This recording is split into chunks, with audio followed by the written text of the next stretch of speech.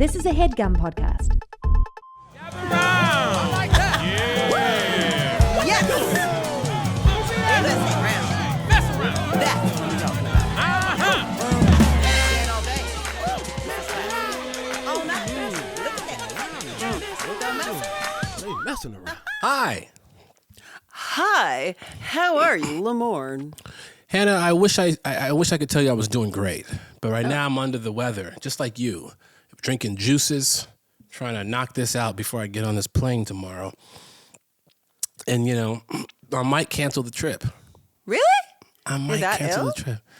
I saw someone make a comment on our Instagram where they saw that you were sick and they were like, we can wait for an episode, man. You don't need to record if you're sick. And I was like, no, don't say that. Don't comment that. He can't. We need to show up even sick, okay? We have to sit there. We got to push through. And you know what is ironic is that this episode, we're doing Oregon, which is episode 416. We're recapping Oregon today. I was so sick when we did this episode. Really? I was so sick when I did this episode, and what I remember is we shot this out in Eagle Rock, and it was Eagle Rock or Glendale or something for Oregon. Yes. And it was not supposed to be raining and freezing. Yes. Did you remember this? It was supposed to be a great, wonderful day of the tour. The joke is, of course, the fact that it did rain, like the one time in LA, where we had this whole exterior thing to shoot, is that is very Oregon. It helps sell the Oregonness of it all that it rained. But I remember them scrambling because all the wardrobe that had been approved, now we needed coats and scarves and warm layers because it was freezing. And we needed umbrellas, but they had to be clear umbrellas because it's TV so they could see us. And usually you hold, we weren't going to hold any coffee, I think, but they gave us all coffee cups filled with actual warm, hot tea to drink because it was so cold and wet. And we had to be outside in this little pull rickshaw thing. Which is my I remember that. And I was really least sick. favorite. And I was like, I shouldn't be standing outside in the pouring rain right now. It's not helping. But you do what you got to do. You endure. That's what I'm saying about the podcast. That's what I'm saying. You got to show up, even if you're sick. Well, this episode was written by Nina Pedrad. Love Nina. And I love this. Directed by our DP, the great Russ T. Alsobrook. Yep.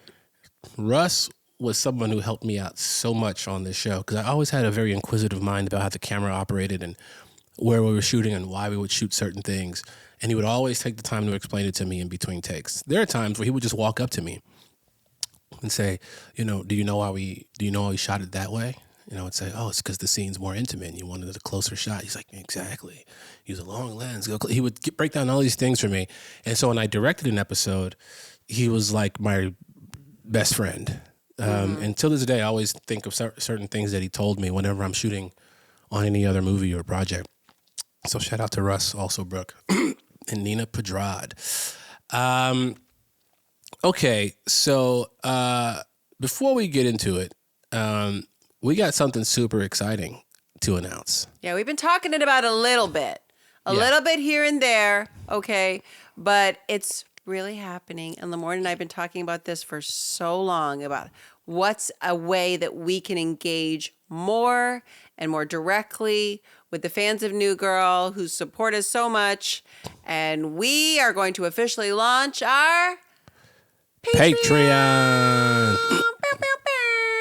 You thought we were going to say we were going to show up to all your houses individually and talk to you. No, we don't have the frequent flyer miles for that. But yes, this will feel a lot like it because you are going to be a part of the Patreon. Our suggestions, your comments, your thoughts, your ideas, your voices, your faces.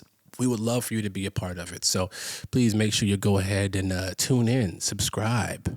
Yeah, and our first bonus episode is live now. You can find us at patreon.com/themessaroundpod.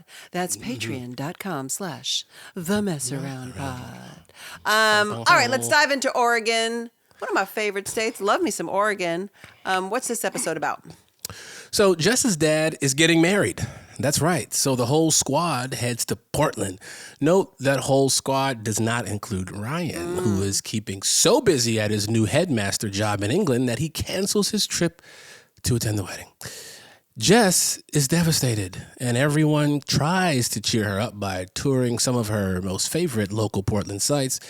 The Cece and Schmidt situation, it keeps on sizzling. Winston continues to keep a close eye on that, and Jamie Lee Curtis drops a little bit of acid. You may or may not be surprised to know that we did not actually shoot this in Oregon.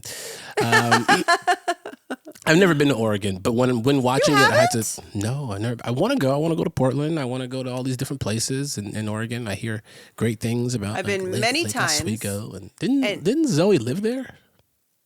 Yes. I think she lived there once upon a time. Yes, I think you're right. I've been to Oregon many times and stayed there many times, and I love it so much. But I have a huge soft spot for the Pacific Northwest. But Portland's a super fun town. Great food, great people, great bookstores.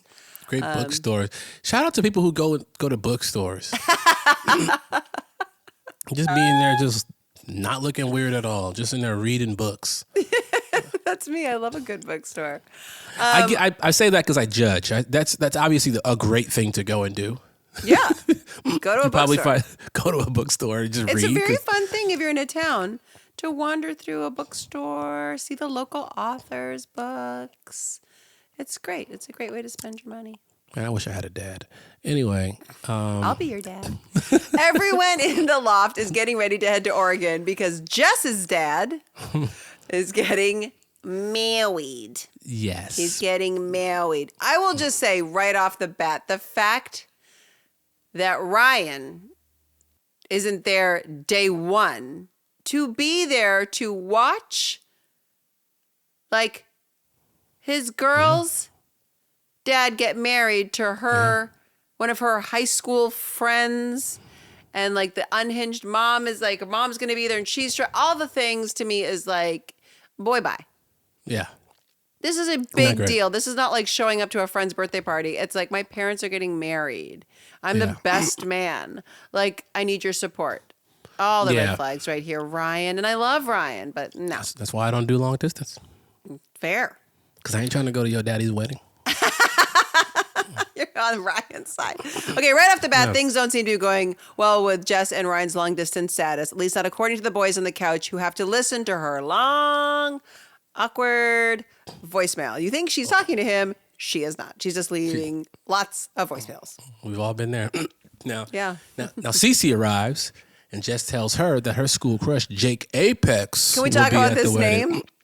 Berkeley? Berkeley, is this you? Jake Apex? I can't. I just can't. Oh, my God. If my last name was Apex, you couldn't tell me a damn thing. You're going to meet a woman called Crystal Apex, and you're going to be like, marry me now. And you'll change your last name. It'll be Lamorne Apex by marriage. I might. So her school crush, Jake, this I will say is one of the weirder storylines for Cece that feels so out of character. That she would be this ridiculous. And I remember doing those ridiculous things that you see her do at the winery where she finally does meet him. And I do like a full back bend. Yes. I don't even know why I would cope like that. I do understand the feeling of wanting to disappear and not understanding what your body's doing, but like that to me felt like I was like, what am I It's not unusual. doing? That's not unusual. I've had women do that for me. They just felt so you know awkward what I mean? that their just like a body starts doing weird things. Yeah, man, I've had it done before. It's strange, but I've had it done. Jake Apex will be at the wedding. She immediately starts to sweat. So Schmidt is, of course, immediately now upset at Jake. Doesn't like that Cece is not feeling good, which again is I love this so much with Cece and Schmidt, that they truly want each other's happiness. And if somebody isn't treating the other one well, they take it upon themselves. Like their foundation of their friendship is so solid. Mm-hmm. It's a very beautiful thing. And you see it happen here. Oh, yeah. Now, Winston is on to Cece. She threatens him. Perhaps she's in a little denial. I do not like Schmidt. She's been saying this for a while. Saying, but they're setting the scene. The writers are setting the scene. There's some tension there. There's some looks being had, and Winston's clocking it all day. That's right. His old snail eyes is on to her. Now we're in Portland. Cut to Portland. God, do you remember this? Do you remember this? The singing trio. I do. The state that co-pays. Max and Jake were over the co-pays. What do you mean? They loved them so much. They loved this a cappella group so much. And they were so dialed into them. And they were singing, I can't remember what song they made up and were singing. And it was not in the show. Oh, when you we mean were just like shooting? They caught them like warming up or something with a song. And Jake and Max just were like obsessed. I can't remember exactly what it was, but I remember when I saw the co-pays, I was like, oh boy. Oh, yeah. I they're get in that love. way over the co-pays too. Yeah, me too. They're amazing. And it was so fun, I think, to have a full different energy on like when we were shooting this very strange episode. That's how I feel watching the co-pays for some reason. Yeah. For some reason, it made me think of a band called Father John Misty. Oh, I love Father John Misty. Like I saw them at Glastonbury, and they just looked like just like they got to the saxophone player. He looked like an OG. Like he had the big suit on. He was bald in the middle, and he was like hitting it hard. And for some reason, when I saw them, I thought immediately of the saxophone player from Father John Misty. This is what I'm saying. Passionate about the craft. Leaning all the way in. It's an irresistible energy. You can't look away. Jess is very distracted. She's hearing like the phantom buzz that you do when no one's calling you. And you really are waiting on a call. You're like, huh? Hey, who's that? I get What? it all the time. All the time. You're like, oh, my phone. Just check. Huh? She's doing that, and everyone's like, no, please stop. It's not happening. Schmidt sighs. That's why I sighed. Says, okay, to Cece because Jake Apex shows up. Oh, and she's getting real funky with it all. And she gets strange. That's what I'm saying. It's a very weird episode for Cece. I'm going to share something that I was debating on sharing or not on this podcast. Sure. Of also why I feel like myself, I was a little strange in this episode and the last episode, if I'm being honest. So we had switched who was doing my hair on the show from one very talented hairdresser to another very talented hairdresser. This new very talented hairdresser had decided she was going to trim my bangs for the first time. She'd never cut my bangs before. And I think she wanted to show me that it was like no big deal for her. But I think it was a big deal. And she cut them to here. And she chonked them out in a way that was so wild. So if you watch the crawl episode and you watch this one, it was, I have at most, if I'm trying to be generous, a 2-head, okay? So like it's all the way up here. And so I remember feeling so self-conscious because as we all know, there is nothing worse than having a haircut where you don't feel like yourself. And there's nowhere to literally hide. You've taken away the thing that helps me hide. And so I remember feeling so self-conscious because I was like, these look not like myself whatsoever. We just like a little kid. I just have to wait for them to grow. Do you know they what I remember? look strange. You remember what I remember watching this episode and the last one? I remember looking at the screen going, Hannah is ugly. I was going, whoa, what happened to Hannah? She Without is the hideous. bangs. She is hideous. She's a hideous one. No, that's a fact. never. Anyway, but it Hannah, was you could such grow a- an afro. You can grow an afro, Hannah, and you'd be great. What are you talking about? You have a straight up, you have dreads. I love dreads. You go to Portland, you might find somebody who look like you with move to dreads. Portland and get some dreads. But I remember that, and you know that feeling when someone does something so differently and it's not your look, and now you're going to be on camera and there's no way to really fix it. I remember just feeling awkward, which I feel like also lent into all the awkwardness I had to do that I didn't feel super comfortable doing. So there was like these weird layers of it for me that I just felt a little bit strange. And when I rewatched it, I'd forgotten about that completely happening. Like, I don't ever think about that. But when I rewatched it, it brought it all back. And I was like, oh my God, those are those bangs. And it never happened again. She cut my hair many, many, many times after that. And it was totally fine. But it was definitely one for the books that now lives in infamy. Wonderful. Yeah, Lily tried to give herself bangs the other day. Did she? Took scissors. Yeah, took scissors, and she didn't know what she was doing, obviously. She's 5. And cut a chunk of her hair out. Rite of passage. I was like, cool. Rite of passage for sure. You have to learn. Cool, I will tell you, I met a little girl who had the most beautiful big blonde curls. And then she showed up and then the little, like, and it was all gone. Like she was like shorn like a little sheep. And her mama told me that obviously because she's little, she didn't know that it's permanent. Right. And so but she had like big blonde curls. So the mom was like looking everywhere to be like, where is it all? And then she found her daughter. She had it in a backpack. And she'd been wearing a little backpack around, carrying her hair around. Oh, no. Because she couldn't find it in the house. But the little girl was always walking around with a backpack. And she finally unzipped the backpack. And all of her hair was so sweet. But I will say she was so cute, even with the short hair. And then it grew back really quick. And it looked very, very sweet. But yeah, when you're little, you don't know. You don't know that it's gone then. And that's how I felt like in this episode. Okay. All right. Okay. Okay, Jess announces that Ryan is not coming. He's got to work on Monday. This is when she goes to is that her mama's house? No, we're not at the mama's house, right? Oh, no, at the dinner. They're still, at the dinner in the winery.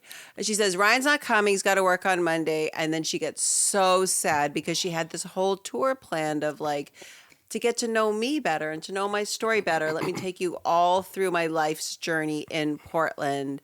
And then... oh, man. I do feel like this is like the Nick's karma for the crawl, where he made an absolutely unhinged, way too big ask of the gang. Yeah. He now does it, but in a good way, where he kind of puts himself out, where he then says, we'll go on the tour. We'll go on the tour with you. Yeah. Which don't speak for me, bruh. Don't make me go parading around this town in the rain. You could go on the tour with her. It was raining out. I could have went to a spa, you know. Yeah, I don't know. That was wild. He could have just done it himself. It would have been very sweet and fine. It would have been. They may have gotten married sooner. That's what I'm saying. Spoiler. Spoiler. Okay, so like you said, the tour starts, and of course, it's raining. Like you said earlier, it just happened to be raining that day. Happened to be. Was not supposed to be. We had some cute outfits on underneath there. They were supposed to be on the Portland tour on a sunny day in Eagle Rock, but never happened. I was supposed to be wearing lace. I was supposed to be wearing all lace. And then so Nick takes Jess's phone so she doesn't keep checking it. Now they're sitting down at lunch at the pizza shop where Jess's friends used to make her eat the grease napkins. That story was so hard. I know. It hurt my heart hearing that story. I was like, what writer told this story in the writer's room? Yeah. That's what I thought about. I was like, this is hard. Well, they either did the bullying or were the bullying. I hope it's just like an urban legend and it never happened. So my heart wants. No, it happened. Jake Apex shows up. Of course, he's a fireman. Yeah. Yeah. To add insult to injury, the man is a hero. And he's there with a bunch of other firefighters. Schmidt goes over to talk to him, even though Cece explicitly asked him not to. But I love that moment where he's like, I'm going to the bathroom. She's like, I know you're not going to the bathroom. I know. The interaction is so cute. And then he's like, everything's not about you. He's such a narcissist, Cece. And he immediately beelines over there to her. Comes back and he says, hey, he thinks you're cute. Yeah, no. That's it. Now. I would dead die. Even now to this age of my crush at that age was just like, oh yeah, Hannah, man, she's done some cool things. She's cute. It's really weird. Like that weird small part of you would just be like, huh. Wait, you still have a childhood crush? I don't still have that childhood crush, but I can remember who it was at the time. Tell your husband. Just waiting. Pining over little Aubrey. Think I'm cute? Okay, so the next tour stop is Jess's childhood home, where Jamie Lee Curtis does an epic performance, okay? Oh my gosh. She set up a whole British themed welcome breakfast for Ryan. Jess then shares the news he ain't coming. And this is please don't get emotional. And then we get the most amazing Jamie Lee Curtis full breakdown. The most mom thing of just being like, this is so hard for me. And she's like, oh my God, please hold it together. I would like my moment to feel sad.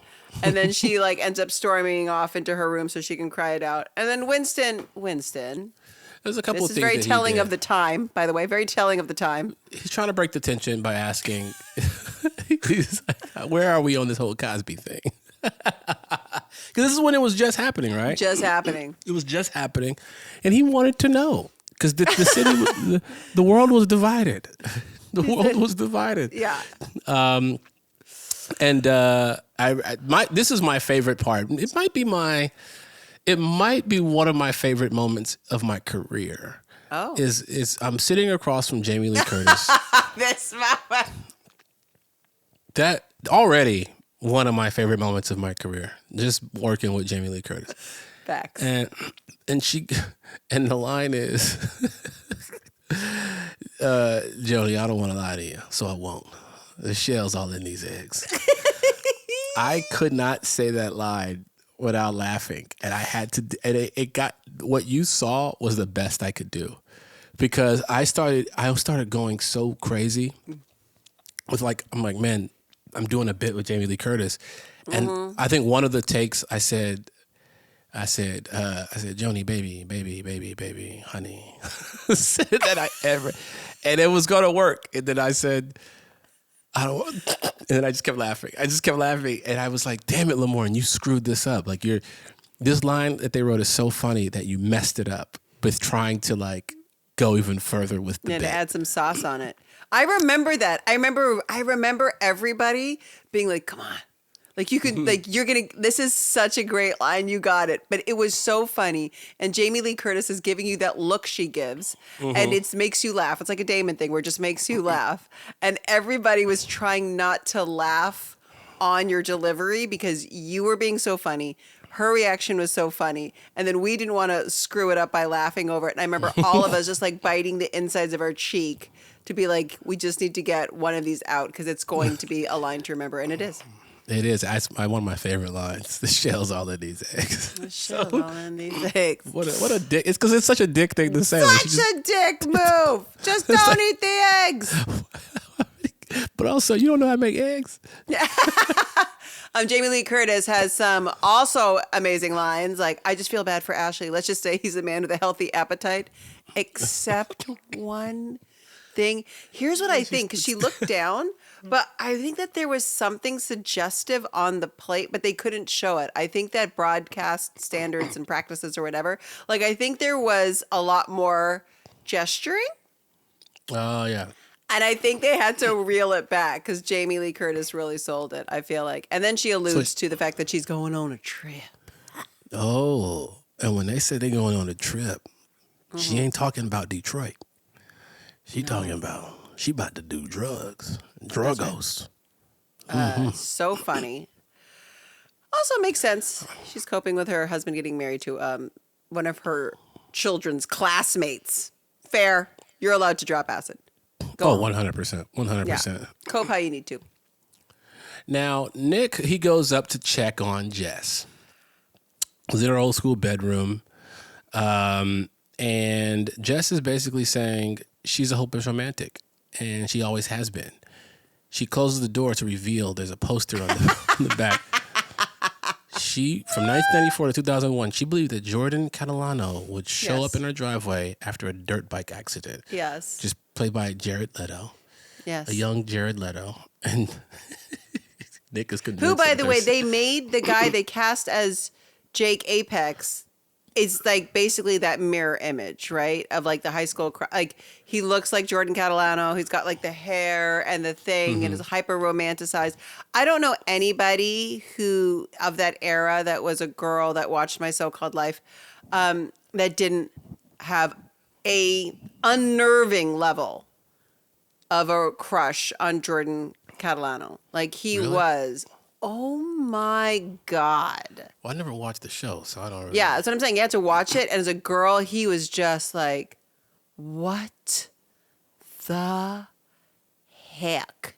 He was so gorgeous. I will say the thing that I love the most is when Nick, like, goes back to the door to take another look, and he goes, I think that's just her.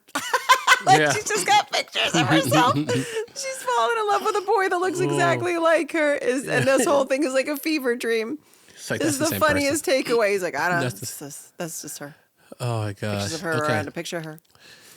Kind of did, but at the wedding, Did kind of, yeah, true. I mean, young Jared Leto looked like a little girl. Yeah. That beautiful, beautiful girl. Jared Leto now cut the facial hair off. He looked like a straight up lady. Most beautiful. That's the thing. Most beautiful lady, most beautiful man. It's a very, very thin line that divides them. That's just Those beauty. features. That's just hard. beauty, man. That's That's just That's beauty. difficult. That's difficult to do. Now the wedding. We shot this wedding. I feel like in Malibu at that Malibu. What's the Wines name or of that something? spot? Yeah, up there. That's where we shot. Where a lot of real weddings take place. Really? Yeah, up in the hills. We shot it up there because I remember it was such a trek, and then we were just like up there, and they used up. Not for me. I live in Malibu. You live in the boo? I live in the boo. Live in the boo? No, I don't. Never. No, me neither. I love Malibu. I love it. I don't think I live there. If you gave me a like a dope house with a view for free, yeah, I'd.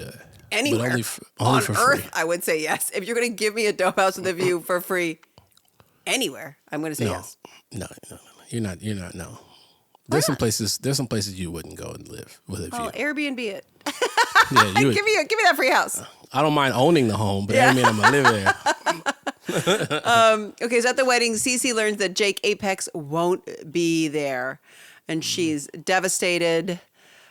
She's wearing the craziest underwear for nothing. I'm also like, Cece, what is the plan? And why are you saying that in front of Schmidt? Don't even. And then Schmidt gives one of his beautiful speeches to Cece, and it's really sweet. He can never understand why Cece pines for anyone, and that everybody should be running after her.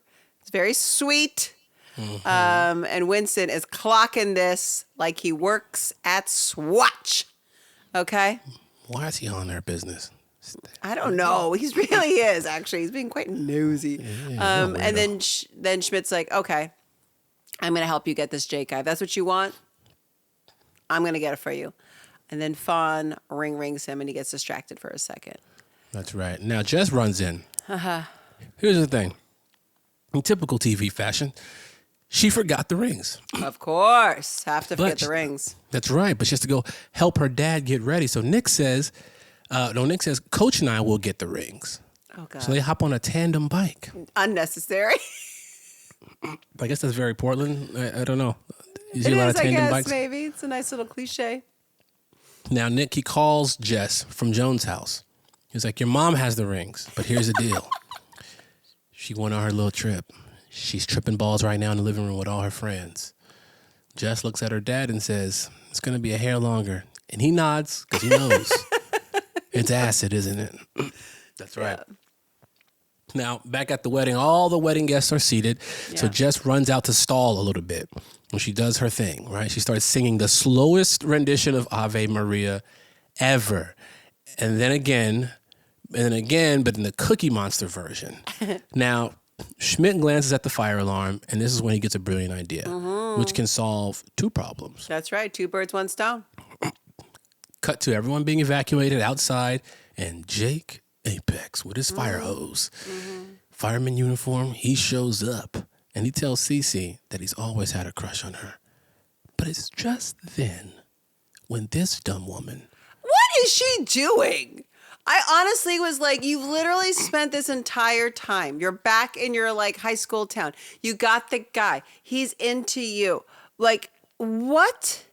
This is the moment? I was very disappointed in Cece. I also, by the way, looked up the actor that played Jake Apex to be like, what else has he done? Because he's like clear leading man, gorgeous, talented, it's got all the things. And it looks like just this. Oh, he's a real firefighter? I don't know. He just had this one credit, and it's New Girl, Jake Apex. Am I wrong? What's his real name? I'll just type in Jake Apex. Yeah, that's true. Who's the actor who played Jake Apex? It was like George. Anthony Greenfield. Anthony Greenfield. George. Anthony Greenfield. But anything else that Anthony Greenfield has done? Because you're like the Jordan Catalano of this episode. I mean, he's a model. He's got a lot of headshots. He got a lot of cool photos online. So maybe they just cast him off. But he's like a good actor in this. He was great. Oh, yeah, he's got a lot of like. But no other acting credits, right? What is it? Let's see. I don't know. You're pretty iconic in this episode. Damn, I don't know. Huh. Anthony Greenfield. Let us know. DM us, Anthony Greenfield. Yeah, Anthony, hit us up, bruh.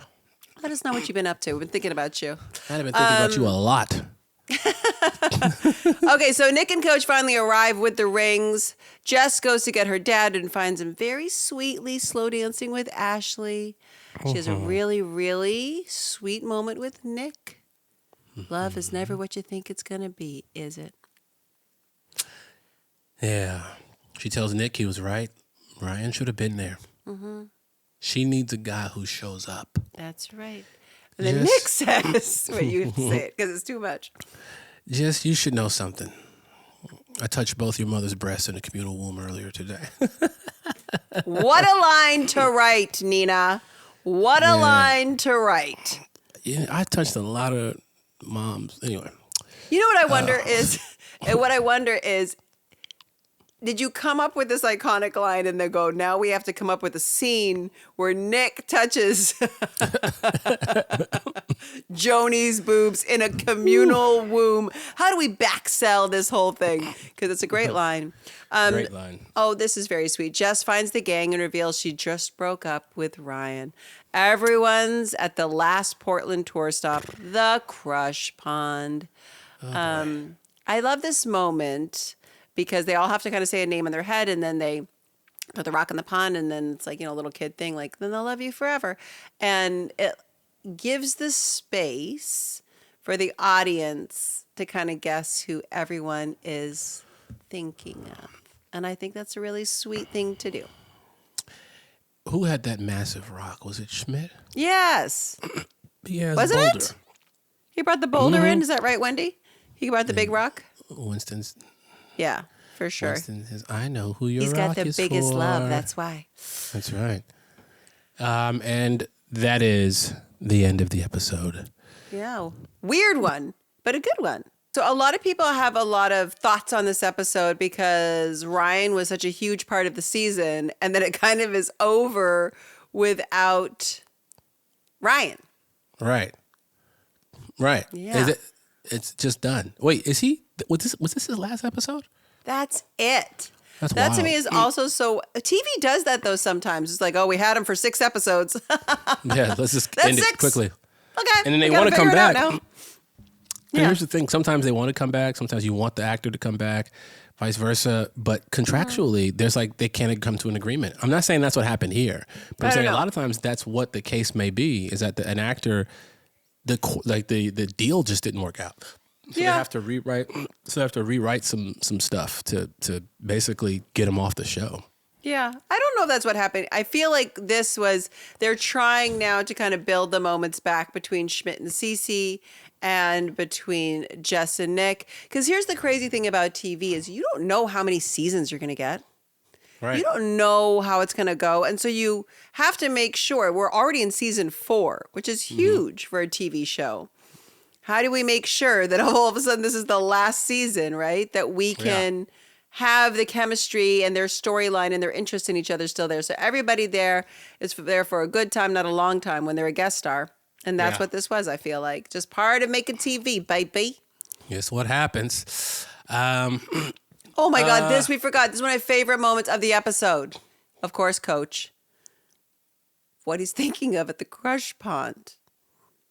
What did And he he's say? like, the Pistons. They're like, no, it's yes. a girl's name. And then he's like, Gladys. I was like, woman, you know. Oh my God. Gladys is crazy. It's so good. Gladys. Okay, we got to talk about these quick Reddit comments because it's so funny about umbrellas in Portland.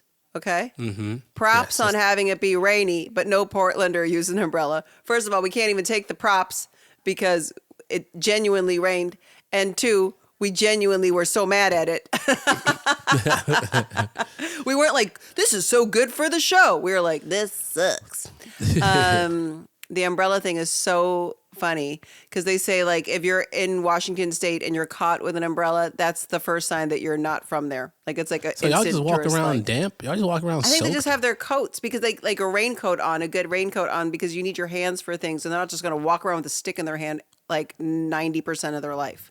Are people depressed in Portland? Like more than any Seasonal other place? depression is a real thing in the Pacific Northwest. It is. Oh, wow. Yeah. Well, that's kind of wild.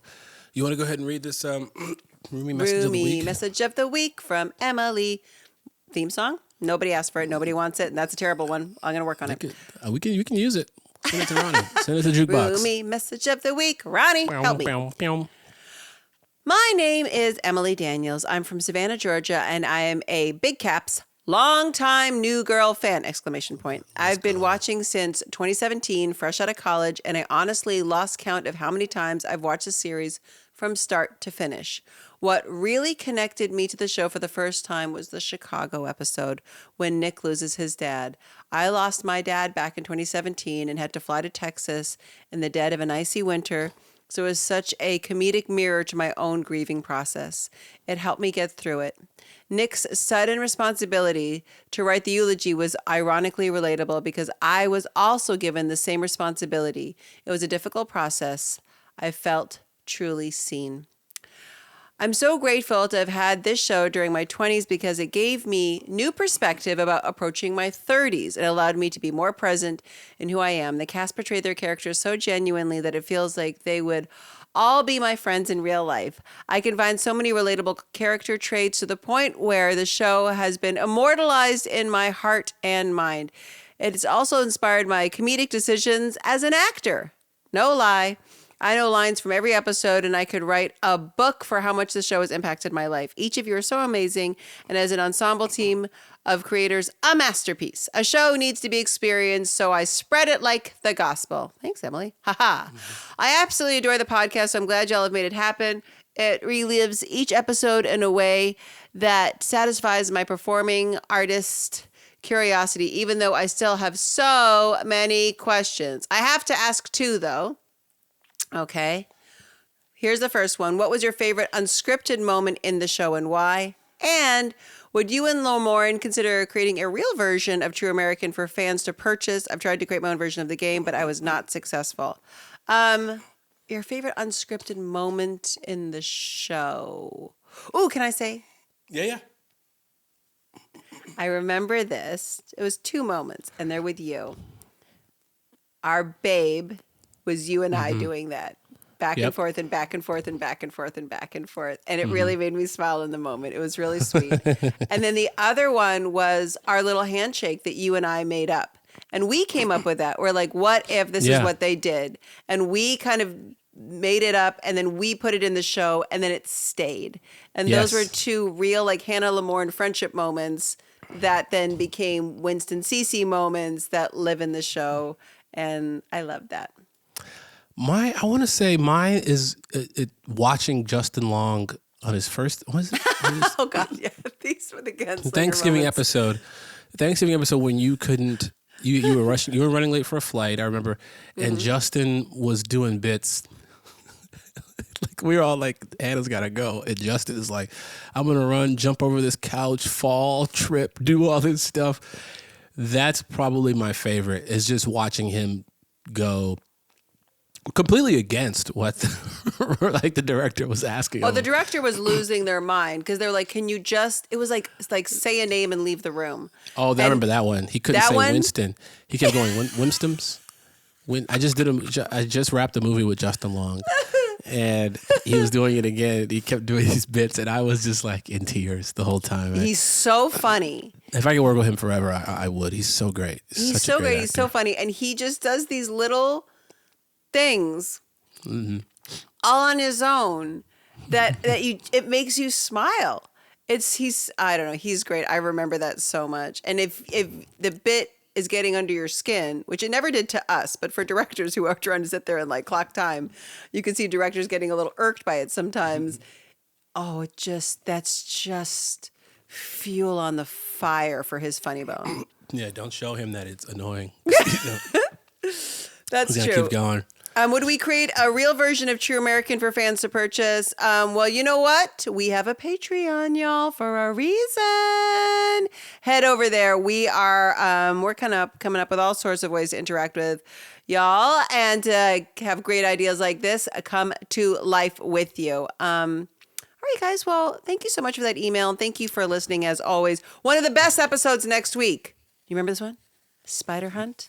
Oh, I know the Spider Hunt. Love Spider Hunt. Oh, yeah. Great episode. All right. All right. Make sure y'all follow us on IG and TikTok at The Mess Around Pod. Please send all your questions, comments, concerns, videos, voice notes to themessaroundpod@gmail.com. And as of today, boom, check out our Patreon. Please go check it out. It's only going to keep growing. It's only going to keep getting bigger and bigger. The incentives are going to get cooler and cooler. Get in on the ground floor. That's what we say. That's right. Our Patreon. That's what we say, is like all the time. I'm always like, get on the ground floor. We call you get on the ground floor, Hannah. That's what we've always called you. That's right. Mm-hmm. That's right. I appreciate the tattoo you got of it on your body. Like that was like really nice. That was very sweet. Yeah. And Hannah's got tattoos of hot wings all over her body. So go to our Patreon and she'll show you. All right. See y'all next week. Bye. Peace. That was a HeadGum podcast.